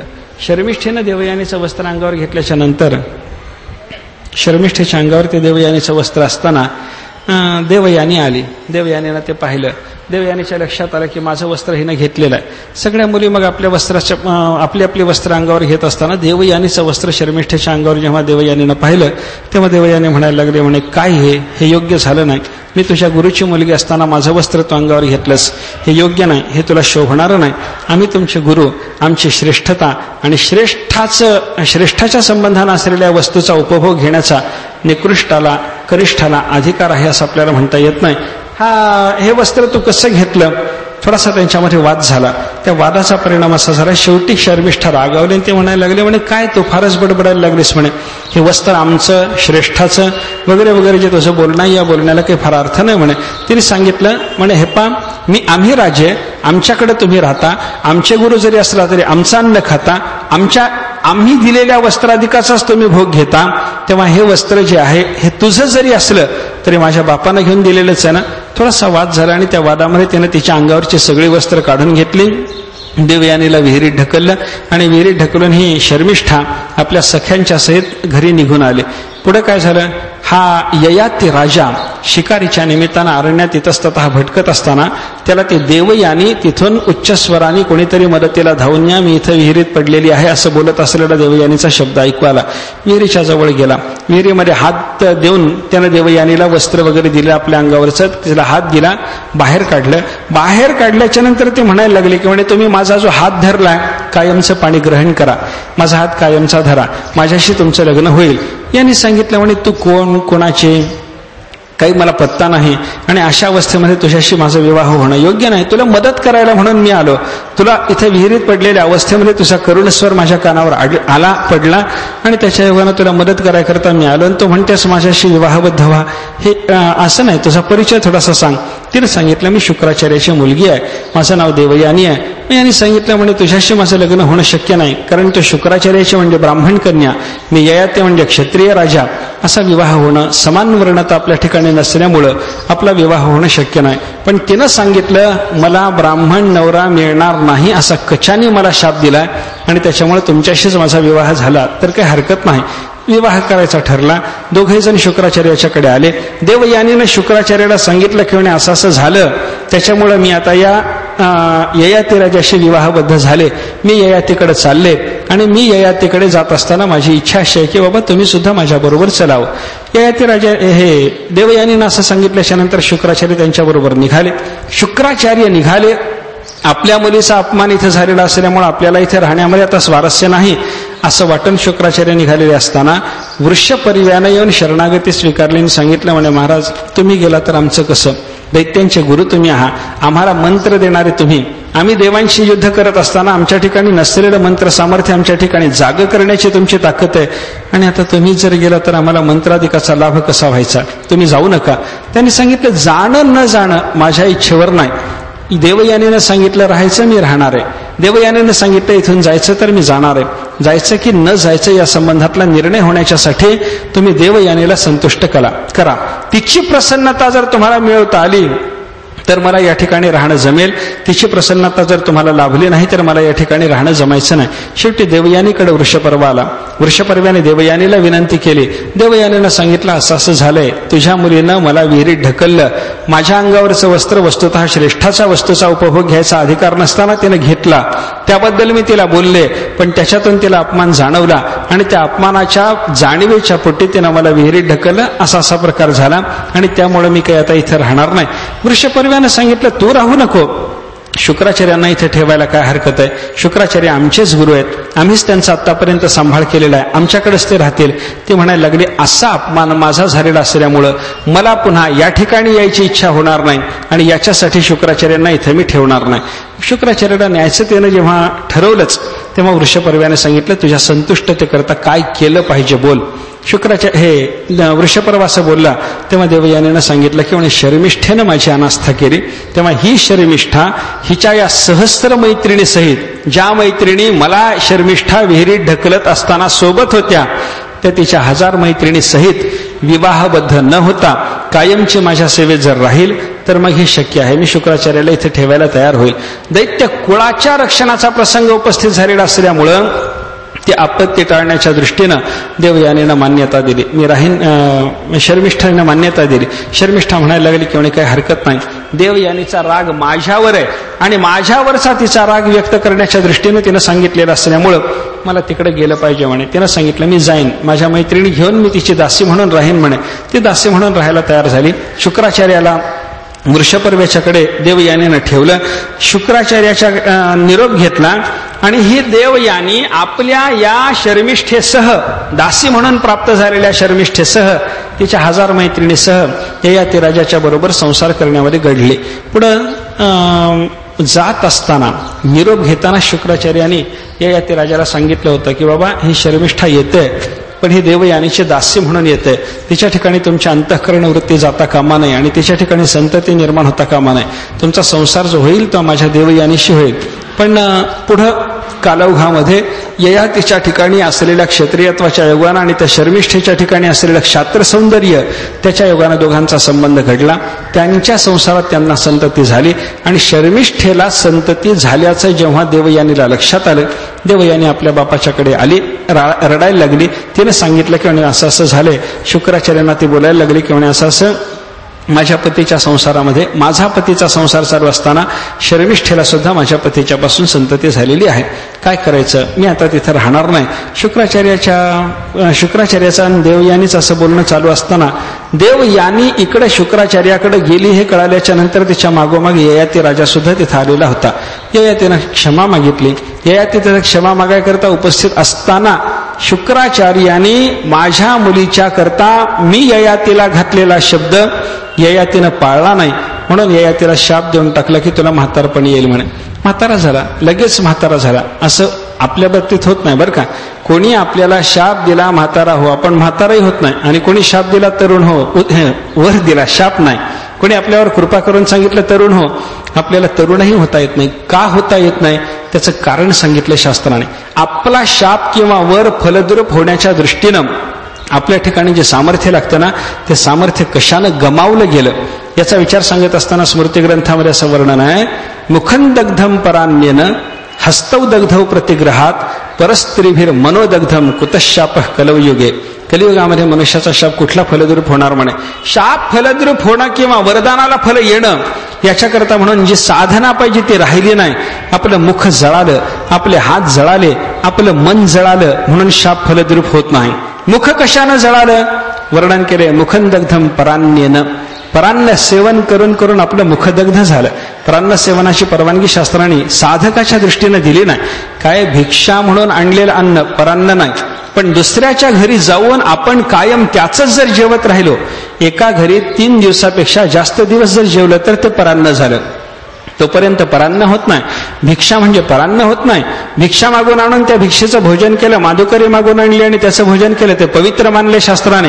पण दुसऱ्याच्या घरी जाऊनच जर कायम आपण भोजन करायचा प्रघात ठेवला, घरी जेवणाची शक्यता आहे, घरी संपन्नता आहे, घरी अन्न तयार करून आपण जेवू शकतो अशी सोय आहे, पण असं सगळं असताना सुद्धा हौस म्हणून, आवड म्हणून केवळ दुसऱ्याचं अन्न सेवन करावं, आपल्या घरचं द्रव्य सांभाळून ठेवावं, अशा वृत्तीनं जर मनुष्य दुसऱ्याकडे जेवायला लागला तर ते परान्न. परान्नाच्या योगानं आपलं मुख दग्ध झालं. हस्तौ दग्धौ, पुढे सांगितलं आपले हात जळाले. कशानं? प्रतिग्रहात. दुसऱ्याचं द्रव्य घेऊन घेऊन आपले हात जळाले. प्रतिग्रहानं हात जळाले. प्रतिग्रह म्हणजे ब्राह्मणाने प्रतिग्रह करायचा नाही का? करायचा, पण प्रतिग्रह जसा करायला सांगितलाय त्या प्रतिग्रहाच्या जोडीला दानही सांगितलंय. प्रतिग्रह जसा करायचा, स्वीकारायचं तसं द्यायचंही असतं. देणं ठाऊकच राहिलं नाही, घेणंच जर ठाऊक असेल तर मग त्याचे हात त्या प्रतिग्रहाच्या योगानं जळाले असं म्हणावं लागतं. आणि परस्त्रीभिर मनोदग्धम, आपलं अंतःकरणही जळालेलं आहे. कशानं अंतःकरण जळालं? परस्त्री चिंतन करून, निषिद्ध विषयाचं चिंतन करून. परस्त्री म्हणजे केवळ एक परस्त्रीच नाही, निषिद्ध विषयाचं चिंतन करून करून आपलं मन जळालं. मग निषिद्ध विषयाचं चिंतन मनाला, प्रतिग्रहाचीच सवय हाताला आणि परान्न भोजनाची सवय जर मुखाला असेल तर आपला शाप कुठला प्रभावी ठरणार? जुन्या तपस्वी महात्म्यांचा विचार जर केला तर यांनी परान्न घेतलं नाही, प्रतिग्रह घेतला नाही आणि निषिद्ध विषयाचं अंतःकरणाने चिंतन केलं नाही, म्हणून यांचा शापही फलद्रूप होत होता आणि वरदानही फलद्रूप होत होतो. ययाती राजा लगेच म्हातारा झाला. म्हातारा सारीडे त्या ययाती राजांनी गयावया करायला सुरुवात केली. तो म्हणायला लागला, तुम्ही शाप दिला, मला दिला, पण मला दिलेल्या या शापाच्या योगानं माझं जसं नुकसान झालं तसं तुमच्या मुलीचंही झालं ना. माझं म्हातारपण, त्याच्यामुळे तरुण असलेल्या तुमच्या मुलीला सुद्धा दुःख आहे ना. शुक्राचार्याच्या नंतर लक्षात आलं, क्रोधाच्या भरामध्ये मनुष्य काही एक गोष्टी करून बसतो आणि त्याचा पश्चाताप मग मात्र मनुष्याला भोगावा, पश्चातापाच्या नंतर मग मात्र मनुष्याला त्याचा परिणाम भोगावा लागतो बरं का. शुक्राचार्याने सांगितलं, ठीक आहे, तुला म्हातारपण आलं. ययातीला म्हातारपण आल्याच्या नंतर देवयानीचा सुद्धा विचार ययातीने जेव्हा शुक्राचार्याच्या समोर उपस्थित केला, शुक्राचार्याने ठरवलं. थोडंसं त्यांच्यामध्ये समझोता झाल्याच्या नंतर शुक्राचार्याने सांगितलं, तुला हे म्हातारपण आलंय, हे म्हातारपण जाईल. कसं जाईल? त्याने सांगितलं, विनिमयानं जाईल. विनिमयानं म्हणजे हे म्हातारपण एका तुझ्या मुलाला द्यायचं आणि त्या पोराचं तरुणपण तू तुझ्याकडे घ्यायचं. असं जर जमलं तर तुझं म्हातारपण जाणं शक्य आहे. चांगलं एक आहे, पोराला म्हातारं करायचं ना आपण तरुण होऊन बसायचं, हे बापाला शोभणार आहे का? बापाला शोभणार नाही. पण ययातीच्या अंतःकरणातली विषय वासना ययातीला गप्प बसू देईना. ययाती घरी आला, आपल्या पोरांना बोलावलं की यदो तुर्वसो द्रुह्यू आनू आणि पुरू अशी 5 मुलं त्याला झालेली. त्या 5 मुलापैकी प्रत्येकाला पहिल्यांदा यदूला बोलावलं, विचारलं, मला तुझं तारुण्य दे आणि हे माझं म्हातारपण तू घे. यदूनं ऐकलं नाही, तुर्वसून ऐकलं नाही, द्रुह्यूनं ऐकलं नाही, आनूनं ऐकलं नाही. पुरूला जेव्हा बोलावलं तेव्हा पुरूला त्यांनी सांगितलं, म्हणे हे बघ असं आहे पुरू, काय माझा असा शाप झालाय, मी शापाच्या योगानं म्हातारा झालो. वस्तुतः वय तारुण्याचं, पण शापाच्या योगानं आलेलं हे म्हातारपण देणं आणि एखाद्याचं तारुण्य, एका मुलाचं तारुण्य घेणं, असा विनिमय मला शक्य आहे असं शुक्राचार्यांनी शाप दिल्याच्या नंतर उत्शापाच्या प्रसंगात मला सांगितलंय. तेव्हा हे तारुण्य तुझं दे, माझं म्हातारपण घे. असं तुला जमणार आहे का पहा. तुझ्या बाकीच्या भावाने याला नकार दिलेला आहे, असं जरी असलं तरी तुला हे जमतं का पहा. पूर्ण विचार केला, आपण पुत्र आहोत, पुत्रधर्म पाळला पाहिजे. पुत्रधर्मामध्ये मायबाप जिवंत असताना त्यांची आज्ञा पाळणं हा महत्वाचा पुत्रधर्म आहे. जीवतर वाक्यकरणात प्रत्यब्दम भूरिभोजनात गयायाम पिंडदानाच्या त्रिव्य पुत्रस्य पुत्रता. जिवंत असताना माता पित्याची आज्ञा पाळणं, मेल्याच्या नंतर त्यांच्याकरता दरवर्षी उत्तम भोजन देणं, भरपूर भोजन देणं आणि गयेमध्ये पिंडदान करणं, या 3 गोष्टींनी पुत्रधर्म सिद्ध होतो. जिवंत असताना माता पित्याची आज्ञा पाळली पाहिजे हे त्या पुरुच्या लक्षात आलं. तो म्हणायला लागला, मुलामध्ये काही प्रकार असू शकतात म्हणे, उत्तम मुलगा, मध्यम मुलगा, अधम मुलगा आणि मुलाच्या रूपात शरीरातून बापाच्या बाहेर पडलेली घाण. अशा पद्धतीचं मुलाचं चिंतन त्यानं सांगितलंय बरं का. उत्तम चिंतितं कुर्यात, प्रोक्तकारी तो मध्यमः, अधमः अश्रद्धया कुर्यात, अकर्तोच्चरितं पितुः. तो बोलायला लागला, उत्तम चिंतितं कुर्यात, माय बापाच्या मनामध्ये काय आहे याचा विचार करून ते कार्य सिद्ध करून देणारा उत्तम मुलगा. प्रोक्तकारी तो मध्यमः, माता पित्याने आपल्या मनातलं काम मुलाच्या समोर व्यक्त केल्याच्या नंतर, सांगितल्याच्या नंतर ते काम करणारा मध्यम मुलगा. अधमः अश्रद्धया कुर्यात, माय बापानी आपल्या मनातला आशय व्यक्त केल्याच्या नंतर त्यांचं काम अश्रद्धेनं करणारा. म्हणजे सांगितलंय ते करायचंय, पण ते करत असताना माता पित्याला म्हणतो की बाबा मी एकटाच तुमचा मुलगा आहे का, बाकीची मुलं तुम्हाला नाहीत का, त्यांना तुम्ही का काम सांगत नाही, आम्हालाच का सांगता, आम्हीच तुम्हाला दिसतो का, असं बोलतो पण काम करतो, माता पित्याने सांगितलेलं काम करतो. असा अश्रद्धेनं काम करणारा मुलगा जो तो अधम मुलगा म्हणून सांगितला बरं का. आणि जो काम करतच नाही, माता पित्याच्या सेवेमध्ये ज्याची प्रवृत्तीच नाही, अशा मुलाच्या बद्दल बोलत असताना मात्र शेवटी सांगितलं, अकर्ता उच्चरितम पितुः. शरीरातून जशी घाण बाहेर पडावी त्याप्रमाणे माता पित्याची सेवा न करणारा मुलगा म्हणजे त्या पित्याच्या शरीरातून बाहेर पडलेली घाण आहे. त्याला मुलगा म्हणायला तो तयार नाही, पुरू त्याला मुलगा मानायला तयार नाही. शेवटी पूर्ण सांगितलं म्हणे, ठीक आहे तुम्हाला म्हातारपण मला देऊन माझं तारुण्य घ्यायचं ना, करा म्हणे तसा विनिमय. आपण म्हातारपण घेतलं, बापाला तरुण केलं. ययातीनं मुलाचं तारुण्य घेतल्याच्या नंतर 10,000 वर्षपर्यंत संसार केला, विषयाचा अनुभव घेतला. विषयाच्या अनुभवाच्या नंतर एका दिवशी त्याला वैराग्य झालं. त्या वैराग्याच्या अवस्थेमध्ये आपण आता अरण्यवास स्वीकारावा, काही तपस्या एकांत साधना करावी असा विचार त्याच्या मनात निर्माण झाला.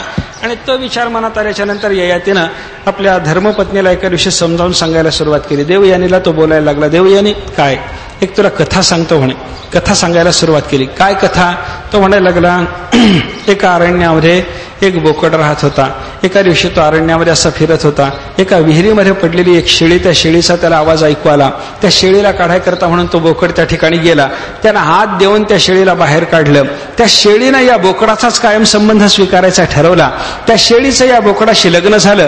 तिच्याशी याचा संसार चालू असताना दुसरी एक शेळी आणि बाकीच्या काही तिच्या सहकारिणी असलेल्या शेळ्या हिच्याकडे दास्याकरता म्हणून राहिल्या.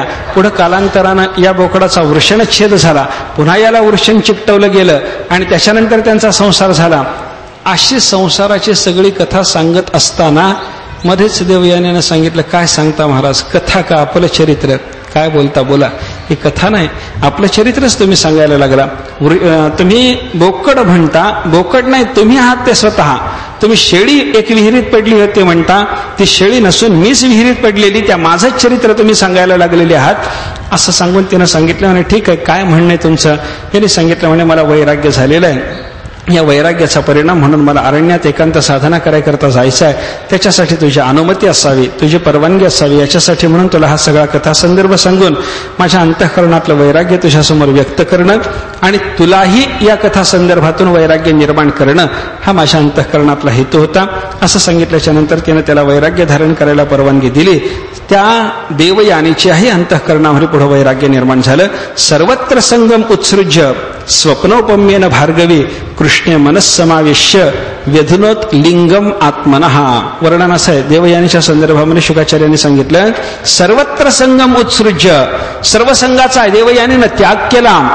स्त्री स्वभावाची, विषयात गुंतलेली, 10,000 हजार वर्षापर्यंत विषयाच्या अनुभवात गुंतलेली, पण शेवटी त्यानं सर्व संघाचा त्याग केला. हा स्वप्नोपम्येनं, स्वप्नातल्या पदार्थाचा जसा आपण संबंध सोडून द्यावा तसा जागृतीतल्या सर्व पदार्थाचा तिनं संबंध सोडून गेला. आणि मग ती भार्गवी म्हणजे शुक्राचार्याची मुलगी असलेली देवयानी कृष्णे मनस्समाविष्य, भगवान श्रीकृष्ण परमात्म्याच्या ठिकाणी आपल्या अंतःकरणाचा तिनं प्रवेश केला. देवाच्या ठिकाणी अंतःकरण वृत्ती ठेवली आणि व्यधुनोत लिंगम आत्मनः, आपल्या लिंग शरीराचा तिनं बाध साधला. लिंग शरीराचा बाध साधला याचा अर्थ कृतार्थतेला ती प्राप्त झाली. बरं का, लिंग शरीराचा बाध जीवनमुक्त अवस्थेमध्ये ज्ञान झाल्याच्या नंतर त्या महात्म्याच्या लिंग शरीराचा बाध होत असतो, अशा पद्धतीचा विचार आहे. देवयानीनं स्वतःचं कृतार्थत्व सिद्ध करून घेतलं. ययातीलाही कृतार्थ होण्याकरता तिनं मदत केली. अशा पद्धतीचं हे ययाती आणि देवयानीचं चरित्र आहे. अजून एक याच्यातून ययातीनं एवढा दीर्घकालपर्यंत विषयाचा अनुभव घेतल्याच्या नंतर सगळ्या जगाला सांगितलं. काय? सगळ्या जगाला उपदेश करताना तो म्हणतो, विषयाचा संबंध योग्य नाही. कितीही विषय एका प्राण्याला प्राप्त झाले तरी त्या विषयाच्या योगानं अंतःकरणाला समाधान सिद्ध होण्याची शक्यता नाही. यत् पृथिव्याम व्रीहियवम हिरण्यम पशवः स्त्रियः नालमेकस्य तत्तृप्ते. थोडासा महाभारतामध्ये आणि भागवतामध्ये या श्लोकामध्ये थोडासा भेद आहे बरं का. पंचरशीकारांनी हा श्लोक घेतलेला आहे, थोड्याशा भेदाने त्यांनी घेतलेला आहे. महाभारतातलं चिंतन त्यांच्याकडे आहे. त्यांनी सांगितलं, जगामध्ये असलेले सगळेच्या सगळे अनुकूल विषय एका प्राण्याला प्राप्त झाले तर त्याचं समाधान होणं शक्य नाही. सगळ्या जगात असलेलं धान्य एकाला मिळालं, सगळ्या जगात असलेलं सोनं एकाला मिळालं, सगळ्या जगात असलेल्या स्त्रिया एकाच्या भार्या झाल्या, सगळ्या जगात असलेलं सगळं द्रव्य त्याच्या एकट्याच्या मालकीचं जरी झालं तरी परंतु त्याच्या मनाला समाधान सिद्ध करण्याच्या दृष्टीने ते सगळेच्या सगळे विषय सुद्धा समर्थ ठरत नाहीत. म्हणून विषयापासून उपराम होणं याच्यातच मनुष्याला कृतार्थता सिद्ध होते, असा विचार त्याने जगाला सांगितला.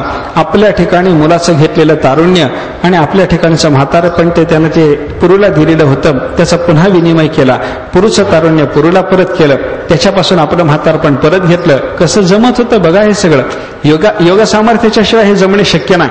आपल्या ठिकाणी जी अवस्था आहे ती दुसऱ्याच्या ठिकाणी निवेदन करणे, दुसऱ्याची घेणे आणि आपली जी दुसऱ्याजवळ ठेवलेली अवस्था आहे ते परत आपण प्राप्त करून घ्यायची, त्याची त्याला अवस्था परत करायची. हे ययातीला जमलं. ययातीनं आपलं म्हातारपण घेतलं, अरण्यात एकांत साधने करता तो निघून गेला. असं ययातीचं चरित्र आहे. त्याच्यानंतर पुरूचा वंश, त्या पुरूच्या काय आहे, ययातीची ही 2 मुलं, एक यदू आणि दुसरा पुरू. आपण सुरुवातीला थोडासा विचार करत असताना सांगितलं, ययातीच्या या 2 मुलापैकी यदूनं स्वतंत्र यादव वंशाची स्थापना केली आणि पुरून स्वतंत्र पौरव वंशाची स्थापना केली. बरं का, ययातीच्या मुलामध्ये दोन्ही ययातीचीच मुलं, दोघाचाही बाप ययातीच, पण असं जरी असलं तरी पुरूचा स्वतंत्र वंश आहे आणि यदूचा स्वतंत्र वंश आहे. बरं का, दोन्ही एका वंशातले मानले जात नाहीत. यादव वंश आणि पौरव वंश स्वतंत्र वंश झाल्यामुळं यांच्यात पुढे विवाह संबंध झाले. यादवांच्याकडे पूर्ववंशातल्या मुली आल्या आणि पूर्ववंशामध्ये यादवांच्या वंशातल्या मुली गेल्या. कशामुळे हे झालं? वंश निर्माण करण्याचं यांच्या ठिकाणी सामर्थ्य होतं. आपला स्वतंत्र वंश निर्माण करावा अशी यांची ताकद होते, असं यांचं महत्व. असा वंश निर्माण करताना पुरुचा जो पुढे वंश सिद्ध झाला, त्या पुरुच्या वंशामध्ये पुढं एक दुष्यंत नावाचा राजा झाला. त्या दुष्यंताचा आणि शकुंतलेचा संबंध आला. दुष्यंत राजा अरण्यामध्ये शिकारी करता म्हणून गेलेला. फिरता फिरता इकडे तिकडे फिरताना त्याला एक आश्रम दिसला. कडव ऋषीच्या आश्रमात तो आला. कडव ऋषीच्या आश्रमात त्या ऋषी कडव ऋषी नव्हते आणि शकुंतलेचा त्याचा संबंध आला. कण्वाची मुलगी मानली जाणारी ही शकुंतला मानली जाते कण्वाची, पण कण्वाची नाही. ही मुलगी आहे विश्वामित्राची. विश्वामित्राला झालेली ही मुलगी, त्या मेनकेपासून विश्वामित्राला झालेली ही मुलगी, तिला मेनकेने टाकलं, अरण्यात सोडून दिलं आणि मग काही शकुंत नावाच्या पक्षाने तिचं रक्षण केलं. शकुंत नावाच्या पक्षाने रक्षण केल्यामुळे तिला शकुंतला हे नाव प्राप्त झालं. कण्व मुलीला ती प्राप्त झाली. कण्वाने आपल्या आश्रमात आणून मुलीसारखा तिचा प्रतिपाळ केला आणि दुष्यंताशी ती विवाहबद्ध झाल्याच्या नंतर गांधर्व पद्धतीने दुष्यंताशी तिचा विवाह झाल्यावर कण्व मुली आले आणि त्यांनी मग त्या दोघांची रवानगी केली. रवानगी करत असताना कण्वाने आपल्या मुलीला जो उपदेश केलाय, अभिज्ञान शाकुंतलामध्ये कालिदासाने फार चांगलं चित्र त्याचं रेखाटलंय बरं का. काय? कण्वाच्या आश्रमात असलेली शकुंतला माहेरहून जेव्हा सासरला निघाली तेव्हा कण्वाच्या आश्रमातल्या झाडाला सुद्धा दुःख झालं होतं म्हणे. आश्रमातून ते जात असताना, मुलगी माहेरहून सासरी जात असताना माहेरच्या लोकांना जी तिची विरह वेदना होते, जे दुःख होतं, त्या दुःखाचा कळस कण्व मुलीच्या आश्रमामध्ये आपल्याला पाहायला सापडतो बरं का. तिथं झालेलं जे दुःख आहे त्या दुःखाचा विचार करत असताना झाडाला दुःख झालं, ते हरिणी जे होते त्या हरिणांना दुःख झालं. कारण अरण्यामध्ये त्या आश्रमामध्ये असलेल्या त्या हरिणांची वगैरे सेवा ही कण्वांची मुलगी व्यवस्थित रीतीने करत होती. झाडाला पाणी व्यवस्थित घालत होती. झाडाला तिच्याकडून पाणी मिळत असल्यामुळे ही निघाली तेव्हा झाडांना वाटलं आता आमची व्यवस्था करणारी हिची तिकडं काय व्यवस्था आहे, आमची व्यवस्था याच्या पुढं कोण करील याचं दुःख नाही. हिनं आमची आतापर्यंत इथे व्यवस्था केली, पण आता ही नव्या घरी चालली, हिची तिथं काय व्यवस्था, याचं दुःख झाडांना झालं, याचं दुःख हरिणांना झालं, याचं दुःख आश्रमातल्या सगळ्या बाकीच्या विद्यार्थ्यांना झालं. सर्वांना ती झालेली दुःख वेदना, त्या दुःख वेदनेचं अत्यंत करुण चित्र कालिदासाने रंगवलेलं आहे बरं का. आणि निघाल्याच्या नंतर तिला कण्व मुनीच्या जवळ ती जेव्हा येऊन बसली तेव्हा कण्वाने तिला काही उपदेश केला. म्हणजे तू चाललीस मुली जा, पण तिथं गेल्याच्या नंतर कसं वागायचं या संबंधातला थोडासा उपदेश आहे. कोणत्याही बापानं आपल्या मुलीला सासरी जात असताना जो उपदेश करणं आवश्यक आहे, पण जो उपदेश आज कोणताही बाप करीत नाही, असा उपदेश कण्व मुनींनी केलेला आहे. म्हणून तो उपदेश थोडासा सांगायला हरकत नाही. भागवतातला नाही, कालिदासाने सांगितलेला तो कथा प्रसंग आहे. त्याने सांगितलं, शुश्रूषस्व गुरुन कुरुप्रिय सखी वृत्तीम सपत्नी जने भर्तर विप्रकृता पिरोषणतया मास्म प्रतिपंकदा गमहा भूयिष्ठम भव दक्षिणा परिजने भोगेषु अनुत्सिकिनी यांतेवम गृहिणी पदम युवतयो वामाहा कुलस्याधयः. असं वागण्यानं मुली गृहिणी पदाला प्राप्त होतात. असं वागण्यानं मुली गृहिणी पदाला प्राप्त होतात. गृहिणी पदाला प्राप्त होतात याचा अर्थ चांगल्या सुगृहिणी ठरतात, चांगल्या ठरतात. तिथं गेल्याच्या नंतर त्यांना लोक चांगलं म्हणतात बरं का. आम्हाला मिळालेली सून आमच्या नशिबानं मिळाली असं लोकांचं बोलणं चालू व्हावं याच्याकरता तिथं गेल्यानंतर तू कसं वागायचं, शुश्रूषस्व गुरुन बरं का. तू गुरूंची सेवा कर. गुरूंची सेवा कर म्हणजे कोणाची सेवा कर? तुझ्या घरामध्ये जे वडीलधारे लोक असतील त्यांची तुला सेवा केली पाहिजे. वडीलधाऱ्यांची सेवा कर, सासू सासऱ्याची सेवा कर. घरामध्ये जर तुझ्या कोणी नवऱ्याच्या पेक्षा मोठा भाऊ असेल तर त्याची तू सेवा कर. शुश्रूषस्व गुरुन. बर, त्याच्यानंतर तुझा नवरा राजा आहे आणि राजा असल्यामुळे त्याची अगोदर काही लग्न झालेली असणं शक्य आहे. अगोदर काही त्याची लग्न झालेली असतील आणि त्याच्यामुळे तुला सवती असतील. तिथं गेल्याच्या नंतर त्या सवतीशी मत्सर बुद्धीनं वागायचं नाही. कुरु प्रिय सखी वृत्तीम सपत्नी जने. आपल्या त्या सवतीच्या बद्दल ही आपली प्रिय सखी आहे, आपली ही प्रिय सखी आहे, अशा पद्धतीची भावना त्या मैत्रिणी त्या सवतीच्या बद्दल तो ठेवली पाहिजे. अजून काय केलं पाहिजे? सवतीच्या बद्दल प्रिय सखी वृत्ती. वडीलधाऱ्या माणसांची सेवा. नवऱ्याच्या बद्दल कसं वागायचं, नवऱ्याच्या बद्दल कसं वागायचं हे सांगत असताना त्यांनी सांगितलं, भर्तुर विप्रकृतापी. एखाद्या वेळेला नवरा तुझ्यावर रागावला आणि नवऱ्यानं तुला तुझ्या समोर येणं टाळलं तू विप्रकृत झालीस, बाजूला पडलीस नवऱ्याच्या पासून, तरीही कधी नवऱ्याच्या विरुद्ध वागायचं नाही. मास्म प्रत्येपंगमहा, त्याच्या विरुद्ध वागायचं कधी तू ठरवू नको. नवऱ्याच्या बद्दल हे झालं. त्याच्यानंतर भूयिष्ठम भव दक्षिणा, परिजने, घरामध्ये तुझ्या काही परिजन असतील, सेवक असतील, नोकर चाकर असतील, या नोकर चाकराच्या बद्दल कसं वर्तन करायचं याबद्दलचं उपदेश करत असताना त्यांनी सांगितलं भूयिष्ठम भव दक्षिणा, त्यांच्या बाबतीमध्ये दक्षतेचं वर्तन कर. कुणाला काय पाहिजे, कुणाला काय नको हे अगदी डोळ्यात तेल घालून पाहिलं पाहिजे. घरातल्या सगळ्या माणसाकांसाची व्यवस्था पाहिली पाहिजे. भूयिष्ठम भव दक्षिणा, परिजने, आणि भोगेशु अनुत्सेखिनी, भोगामध्ये गुंतायचं नाही. काय काय करायचं? वडीलधाऱ्यांची सेवा, सपत्नी जनाच्या विषयी सखीभाव, नवऱ्याने आपल्याविषयी जरी थोडंसं विषम वर्तन केलं असं दिसत असलं तरी त्या नवऱ्याच्या विषयी विरुद्ध वर्तन कधीही न करणं. त्याच्यानंतर घरामध्ये असलेल्या नोकर चाकराच्या बद्दल त्यांना काय हवं नको हे पाहण्याकरता दक्षता बाळगणं, भोगामध्ये न गुंतणं, एवढं केलं. यांती एवं गृहिणी पदम युवतयः वा महाकुलस्य आधयः. कडवाने सांगितलं असं जर करशील तर तुला असं करण्याच्या योगानं त्या तरुणीला गृहिणी पद प्राप्त होतं. घरातली चांगली गृहिणी असं तिला म्हणलं जातं. आणि याच्या विरुद्ध जर कोणी वागत असेल तर कुलस्य आधयः, त्या कुलाला जडलेली मानसिक व्यथा म्हणतात म्हणे त्या मुलीला. ती मुलगी तिथं गेल्याच्या नंतर इथं कणवाने जो उपदेश केलेला आहे याच्यापेक्षा विरुद्ध जर वागत असेल तर ती मुलगी त्या घरामध्ये गृहिणी म्हणून मान्य होत नाही. त्या कुलामध्ये ती एक मानसिक व्यथा, आमच्या घरी सून आली नाही, आम्हाला मनोव्यथा जडली, असं लोकांचं बोलणं त्या मुलीच्या बद्दल सुरू होतं. असं करा, असं वागू नये, असं वागावं हे कणवाने तिला व्यवस्थित रीतीने समजावून सांगितलं. कणवाच्या म्हणण्याप्रमाणे हे तिचं जे दुष्यंताच्या बरोबर जाणं आहे ना, हा फार पुढचा प्रसंग आहे. थोडंसं अगोदर ती तिथंच राहिली होती. कणवाच्या आश्रमातच तिचा विवाह गांधर्व पद्धतीनं दुष्यंताशी झालेला. तिथं तिला संतती झाली. पुढं कालांतरानं कण्व मुनींनी आपल्या काही शिष्यांच्या सोबत तिला तिकडं पाठवलं. पण शिष्यांच्या सोबत ती जेव्हा दुष्यंताच्या घरी उपस्थित झाली, दुष्यंताने मान्य केलं नाही. दुष्यंताला विस्मरण झालं. दुष्यंत तिला विसरला आणि दुष्यंतानं सांगितलं असं कोणी येईल आणि माझी बायको म्हणेल मी मान्य करणार नाही, हिचा माझा संबंध नाही, हिच्या पोटी जन्मलेला मुलगा माझा नाही. पण असं दुष्यंत बोलत असताना आकाशवाणी झाली. आकाशवाणीने सांगितलं दुष्यंत हा तुझाच मुलगा आहे, ही तुझीच भार्या आहे. तरी दुष्यंत स्वीकारायला तयार नाही.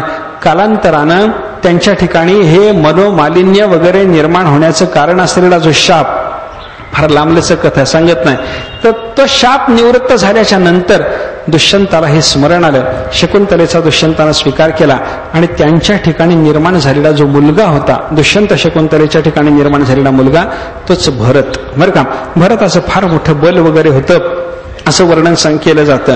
भरत रानामध्ये असताना, अरण्यात कण्वाच्या आश्रमात वगैरे असताना जर वाघ सिंह तिथं प्रसूत झालेले असतील तर ते सिंहिणीचे छावे घेऊन तो यायचा, त्यांना उचलायचा, सिंहिणीला त्रास द्यायचा आणि त्या सिंहिणीचा वाघाचा मुलगा उचलल्याच्या नंतर जर ती सिंहीण गुरगुरायला लागली तर छडी घेऊन तो तिला मारायचा. ओरडतेस, शांत राहा, ओरडायचं नाही असं तिला बोलायचा. आणि भरताचा शब्द ऐकला की ती सिंहीण असो की ती वाघीण असो, भरताच्या आवाजाने शांत व्हायची. हा भरताचा प्रभाव होता. असा हा भरत. पुढं भरताचंही महत्व पुष्कळ आहे. काय आहे, आपल्या देशामध्ये 2 भरत होऊन गेले. एक राजर्षी भरत, ते जडभरत रूपानं पुढे निर्माण झालेले ते एक भरत आहेत. ऋषभदेवाचे पुत्र असलेले भरत आणि हा दुष्यंताचा मुलगा असलेला भरत. ऋषभदेवाचा मुलगा भरत त्यांच्या नावावरून आपल्या देशाला अजनाभ जे नाव होतं ते जाऊन भारत देश नाव रूढ झालं. आणि दुष्यंताचा मुलगा भरत, त्याच्या नावावरून भारत हे रूढ झालेलं नाव परत कायम राहिलं. काय, दोन्ही भरताच्या योगानं या देशाचं भारत नाव जे आहे ते सार्थ झालं. ऋषभदेवाच्या मुलाच्या योगानं या देशाचं नाव भारत ठरलं आणि भारत ठरलेलं नाव कायम ठेवायला मात्र दुष्यंताच्या मुलाचा उपयोग झाला. दुष्यंताच्या मुलाच्या योगानं या देशाचं हे भारत हे नाव कायम राहिलं. असा बराचसा त्यांचा वंशविस्तार. त्याच्यानंतर पांचाल, कौरव, मगध या सगळ्या देशामध्ये होऊन गेलेले जे चंद्रवंशीय राजे, त्यांचा वंशविस्तार. अनु, दुर्यो, तुर्वसू आणि यदू हे जे ययातीचे 4 मुलं, या 4 मुलांच्या पासून झालेला वंशविस्तार. अशा वंशविस्ताराच्या कथा सांगता सांगता शेवटी विदर्भ देशामध्ये होऊन गेलेले जे राजे, चंद्रवंशीय राजे, आहे त्या चंद्रवंशीय राजांचा वंशविस्तार सांगून नवम स्कंध पूर्ण झाला. हा नवम स्कंध चंद्र सूर्याचा वंश सांगून चंद्र सूर्याची आपल्याकडून एक पद्धतीनं सेवा करून घेतो आणि चंद्र सूर्याची सेवा घडली म्हणजे अंतःकरणामधल्या सूक्ष्म सूक्ष्म वासनाचाही नाश होतो आणि अंतःकरणातल्या सूक्ष्मातिसूक्ष्म असलेल्या या वासनाच्या नाशाच्या योगानं आपल्याला कृष्णकथा श्रवणाचा अधिकार निर्माण होतो आणि कृष्णकथेचा अधिकार निर्माण झाल्याच्या शिवाय शुकाचार्य कृष्णकथा सांगणार नाहीत. म्हणून त्यांनी अगोदर अशा पद्धतीची व्यवस्था करून घेतलेली आहे.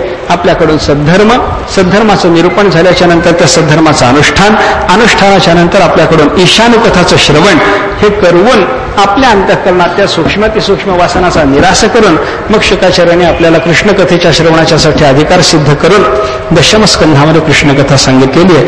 ती दशमस्कंधातली कृष्णकथा त्या अवतार चरित्र वगैरे या संबंधातला थोडासा विचार आपल्याला पाहायचा आहे. दशमस्कंधाला प्रारंभ करायचा.